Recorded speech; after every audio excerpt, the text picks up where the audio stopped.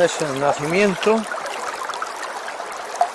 que a su vez por unas tuberías que tengo soterradas hacia un aljibe, y a su vez eleva el agua a un depósito más grande que nosotros aquí le decimos balsa, con una capacidad de 100.000 litros que se llena automáticamente. Fijaros que aquí se llena hecha en exceso, no pasa nada, también tiene un sobrante que va a una sequía y ya se pierde.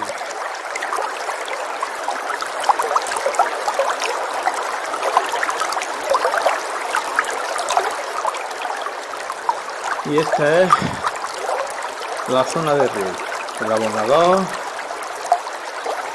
los sectores, ahí tengo 4 sectores de riego, el motor, y arriba pues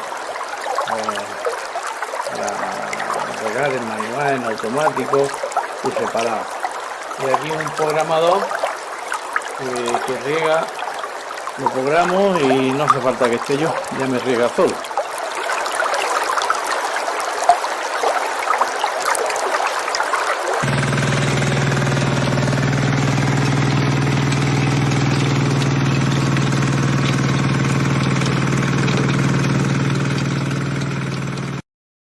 Bueno, aquí están mis brazos, mis piernas, mi cuerpo, todo.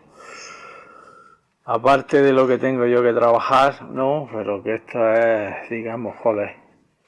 Aquí tenemos cultivador, rotovatos, también tengo una mulilla mecánica, en fin, aperos de todo tipo. En este almacén que lo hice yo con un peoncillo. Y bueno, aquí los envases para la uva. Aquí tenemos manzanos, azafaifos, naranjos, este es dulce, caqui, albaricoques, melocotones.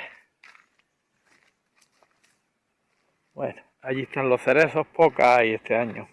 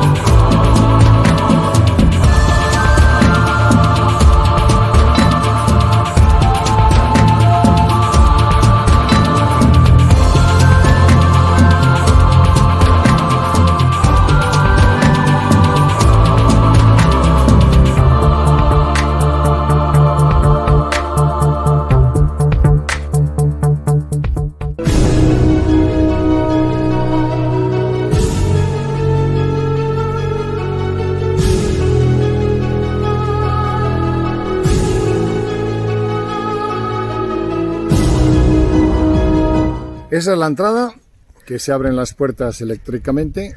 Arriba veréis que tengo dos cámaras, son cámaras para cuando vienen los pacientes que vienen por primera vez, yo les saludo a través de ahí y les digo que entren por la puerta por el lado derecho, para eso están.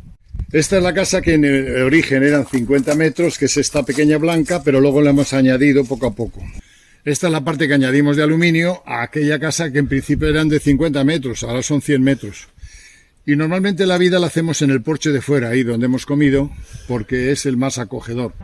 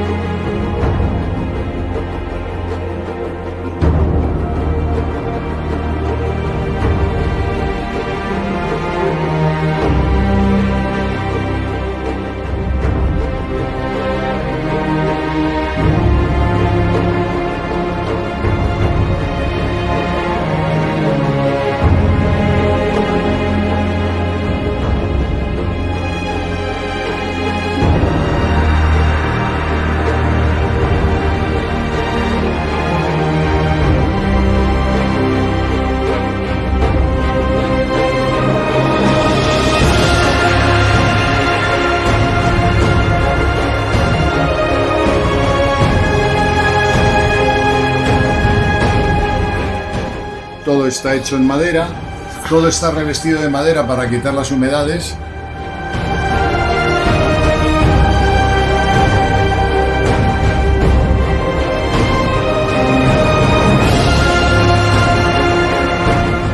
Y aquí enfrente hay una televisión.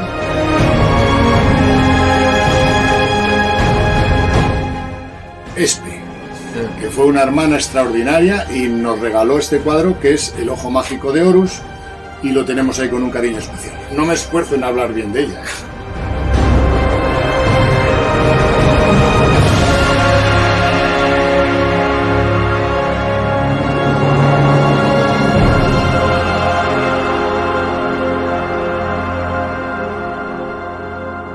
Esta es la huerta. Como ves, tenemos el sembrado de primavera. Y luego enseguida en aquellos lados de allí pongo 2 hileras más de agua, porque hay que regar, porque el agua aquí es muy cara, y pongo melones y sandías. Y aquí ponemos ya el de otoño, más aquí otras 2 hileras. Se va poniendo poco a poco y se va por riego, por goteo, programado. Puedo estar todo el año dependiendo de la huerta. Luego ahí está la máquina que la pasamos, el rotovator que se llama, la motoazada. Esos son también aguacates. Allí hay kiwis.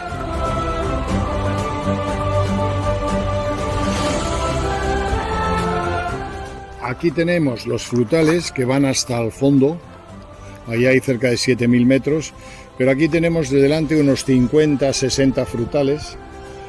No crecen más porque los pinos con las raíces se chupan todo el agua, tienen unas raíces inmensas, los pinos son grandísimos, pero yo me empeñé en que saliese y sale fruta todo el año. Esta es una higuera, o esto es mango, naranjo, mango, melocotón, mandarino. Ese de allí es manzano y este de aquí es ciruelo. Esto es una neptalina que esto es gloria bendita. Esto no hay en las tiendas. Esto es natural, no tiene ningún aditivo. Están un poco duras porque hay que dejarlas un día que maduren por lo menos, pero están muy buenas.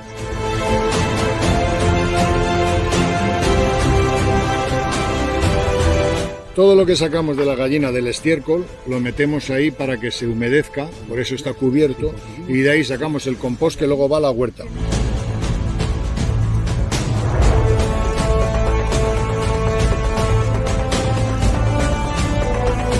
Aquí tenemos las gallinas, con la comedero, los ponederos, esa zona que está ahí es para el criadero, y habrá ahora unas 40 gallinas.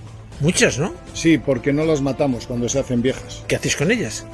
Hasta que se mueren y las enterramos, pero normalmente como no comemos carne se quedan ahí muchísimos años. Y hay de varias razas porque lo que queremos es hacer lo que se llama la raza Mengele. Bueno, ahí hay varios rincones en esto que ponen huevos. A veces el día mejor hay 12 huevos, 8, 7, 10. Estas son las gallinas. Veréis que hay de varias razas y gallos también hay de 3 o 4 gallos. Lo que intentamos es crear una raza a partir de 5 o 6 razas. A ver si nos sale, tardaremos años, pero la idea es hacer una combinación entre blancas y negras que nos salgan de este tipo, que es esta la que más, esta de aquí de la derecha, que esa, exacto. Esa es con unos huevos inmensos y es una gallina robusta, aguanta frío y calor. Entonces, el año pasado vino una ola de calor y se nos murieron unas cuantas. Hay que regar con las mangueras porque la temperatura de fuera no hay manera, pero bueno, ahí estamos, ahí estamos.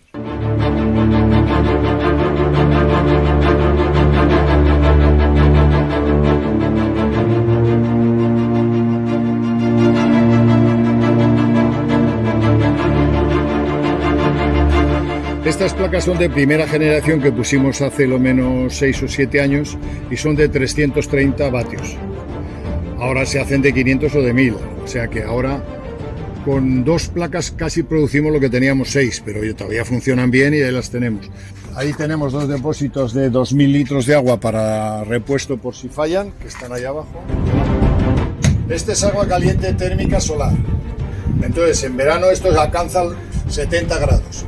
Entonces con eso sobra para ducharse todo el año. Este es otro conjunto de placas. En total tenemos 20 y tantas. Son de 300 y pico vatios. Luego tenemos aquí arriba placas complementarias. Si pasamos una semana, por ejemplo, que no hay luz, las placas fotovoltaicas cargan poco. Entonces, para auxiliar tenemos un grupo electrógeno de gasolina que genera 2.500 vatios y por una autonomía de 8 o 9 horas, más que de sobra. ¿Por qué? Porque eso lo metemos en baterías. Ahora vas a ver las baterías, entonces este es un complemento. Bueno, esto está hecho un desastre porque es el cuarto de herramientas y por tanto hay herramientas de todo tipo. Estas son las baterías, son de litio, hay 8 baterías, en total almacenan unos 13 kilovatios cada uno, unos 26 kilovatios. Normalmente siempre da el 100%. Este es el inversor, que es el que convierte lo de los paneles en electricidad. Entonces va directo a la casa o se mete en baterías, indistintamente. Si sube mucho la temperatura hay unos ventiladores de calor, pero no me he preparado para grabarlo y por tanto está un poco sucio.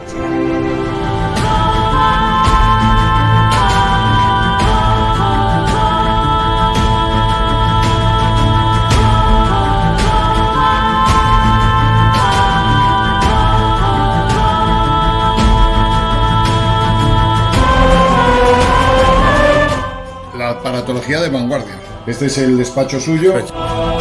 Eso está los productos herbolario y ahí pues tiene todo lo que son rehabilitación, también tiene láser allí, 2 láser, tiene magnetoterapia, tiene, y bueno, luego títulos, ya sabes, porque ella es multifacética y trabaja en 20 cosas. Luego pues como ves las paredes están de títulos hasta las orejas, tiene 20.000, yo que sé los que tiene, y no le he podido colgar todos porque tiene tantos que no hay manera. Esta mujer tiene como hobby estudiar.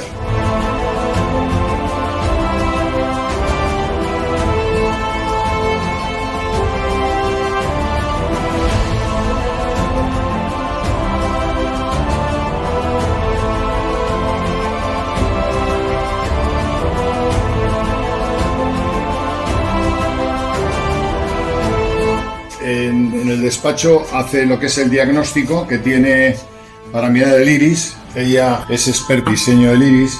Con el diagnóstico no se fue con ella.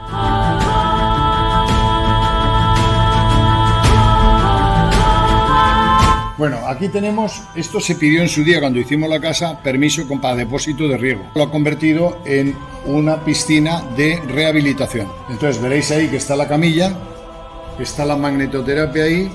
Esta es una máquina.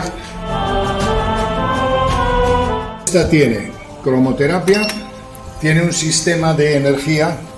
Lo que hacen las pirámides pequeñas que están aquí, vamos a pararlas un poquito. Ahí hay 5 pirámides. Atrapan la energía orgónica, la meten aquí en la bola y la bola los distribuye a través de estos cables a 2 manúculos para que entre directamente aquí, o como veis los cables que están aquí abajo, unos cables que hay en el suelo, van directamente a la piscina, de tal manera que lo que hacen es meter la corriente energética a la piscina y una persona que se esté bañando recibe eso. Esto es radiónico, ¿no? Con cromoterapia mezclada. Y es muy eficaz. Eficacísimo, no he visto cosa igual en mi vida.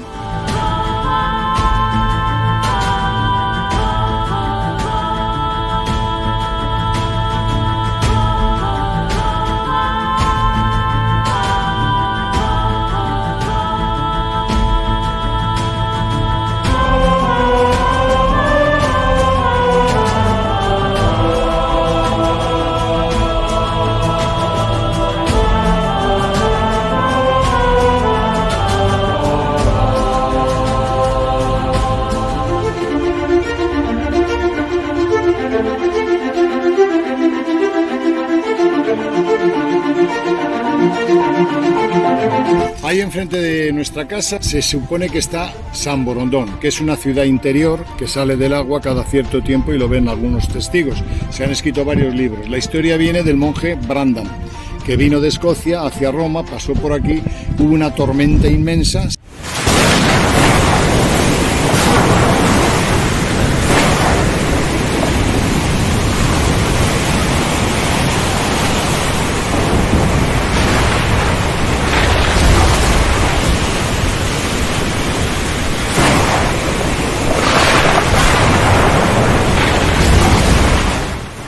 Salió una niebla, se metió dentro para oficiar misa, pensaba que habían pasado 7 días y pasaron 7 años. Y él habla de una isla paradisíaca donde estuvo haciendo misa. Como los palmeros no saben pronunciar Brandan, se quedó como Borondón en vez de Brandan. Y es la famosa isla de San Borondón, que dicen que está ahí abajo. Yo no la he visto, pero dicen que está. Por lo visto hay gente que abunda en que es una nave interplanetaria que se mete en el agua de dimensiones inmensas. Por aquí hay avistamientos de ovni permanentemente. Hay aquí un especialista que coge en cámara rápida y la filma y luego se ve cómo entra el ovni en el agua. Entonces podemos pensar que San Borondón podría ser una nave espacial. Una nave nodriza que admite pequeñas porque están entrando permanentemente.